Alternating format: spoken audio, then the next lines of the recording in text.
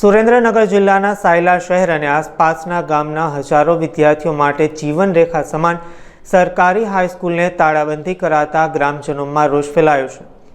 જર્જરિત હાલતમાં હોવાનું જણાવીને સરકારી સૂચન મુજબ હાઈસ્કૂલ બંધ કરી દેવામાં આવી હોવાનું સામે આવ્યું છે।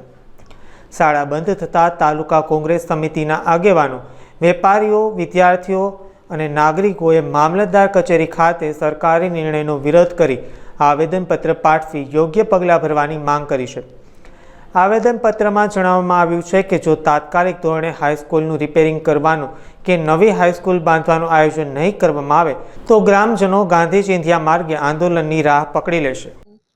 પ્રકાશભાઈ સોલંકી છે અને મારો બાબુ મયુર સોલંકી ધોરણ 12માં ભણે છે। એના પુસ્તકો બધા જે છે એ બધા નિશાનની અંદર જ પડ્યા છે અને રૂમ બધા સીલ કરી દીધા છે અને છોકરાઓને કંઈ ખબર પણ નથી અને આ તે નિશાળું બંધ કરી દીધી છે, બરાબર। તો અમારા છોકરાને રજડતા મૂકી દીધા અને હાઈવે રોડ પર ફરતા મૂકી દીધા। હવે અમારા રોડની છોકરાઓની કોણ જવાબદારી લેશે? અને અમારી નિશાળ બંધ કરી દીધી આ તાત્કાલિક, તો બનાવવાની કોણ જવાબદારી લેશે?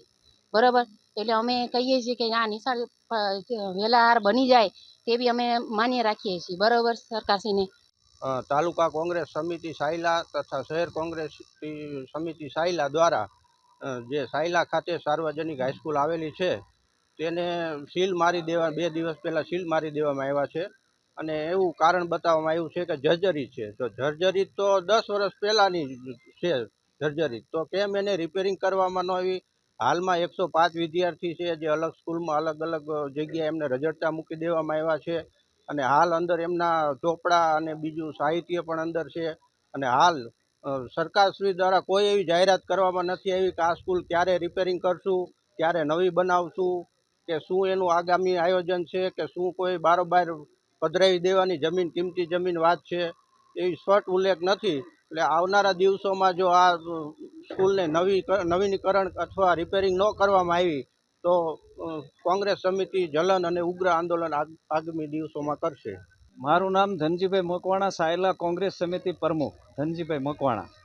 આજે અવારનવાર જે જિલ્લાની અંદર સ્કૂલો બંધ કરવામાં આવી છે એમ સાયલા તાલુકાની એક સાર્વજનિક હાઈસ્કૂલ હતી એ પણ બંધ કરવામાં આવી છે અને એ બંધ કરી છે એ એક સામાન્ય જર્જરિત હોવાના કારણે બંધ કરી છે। અત્યારે બંધ કરી તો આ છોકરાનું ભવિષ્ય શું?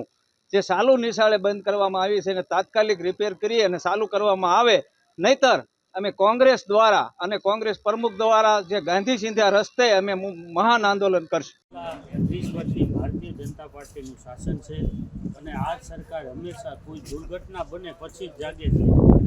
તત્કાલીન થોડા સમય પહેલાં રાજસ્થાનની અંદર ઝાલાવાડ વિસ્તારમાં સ્કૂલની અંદર અત્યંત ભખારી કાઢે એવી દુર્ઘટના બની અને સ્કૂલની છત પડતા કેટલાય કરોડ બાળકોના જીવ ગુમાવવો પડ્યો અને એ બનાવ બન્યા પછી ગુજરાતની અંદર પણ જે સ્કૂલો જર્જરિત હતી, સ્કૂલો બંધ કરવામાં આવી છે, એમાં સુરેન્દ્રનગર જિલ્લાના સાયલા તાલુકાની સાયલા માધ્યમિક શાળા જ્યારે બંધ કરવામાં આવી છે। સાયલા માધ્યમિક શાળા ઘણા સમયથી જર્જરિત છે પણ એ રિપેરિંગ થઈ શકે એવી શાળા છે, કારણ કે એ સ્લેબવાળી શાળા નથી, દેશી વિલાયતી નળિયાવાળી અને લાકડાના કાટમાળવાળી શાળા છે કે જે ઇઝી અવેલેબલ એને રિપેરિંગ કરી શકાય, ચાલુ કરી શકાય, પણ આ સરકારે ક્યારેય તેના તરફ ધ્યાન દીધું નથી। અમારે સુરેન્દ્રનગર જિલ્લામાં તો અત્યંત દુઃખદ બાબત છે કે છેલ્લા 5 વર્ષથી જિલ્લા પંચાયત પણ ભાડે ચાલે છે અને સાયલાની તાલુકા પંચાયત પણ ભાડે ચાલે છે। ત્યારે આ સરકાર સામે અમને રોષ છે કે આ સાયલા તાલુકાની માધ્યમિક શાળા આ સરકાર વહેલી તકે ક્યારે ચાલુ કરશે, જેથી કરીને સાયલાના 105 વિદ્યાર્થીઓને અહીંથી 3 કિલોમીટર હાઈવે ઉપર મોડલ સ્કૂલ ઉપર જવું પડે અને જ્યારે નેશનલ હાઈવે ઉપર થઈને પસાર થવું પડે ત્યારે એમના માતા પિતાને પણ ચિંતા છે કે ક્યાંક અમારા બાળકોનું દુર્ઘટિત ન બને। એટલા માટે સાયલા તાલુકા કોંગ્રેસ સમિતિ અને સાયલા શહેર કોંગ્રેસ સમિતિ આજ મામલતદારશ્રીને આવેદન આપી આ શાળા વહેલામાં વહેલા તકે ચાલુ થાય, નહીતર ગાંધી ચિંધ્યા માર્ગે ધરણા અને આંદોલન કરી અને જે કાર્યવાહી કરવી પડે કાર્યવાહી કરી અને ગાંધી ચિંધ્યા માર્ગે અમે આગળ વધીશું।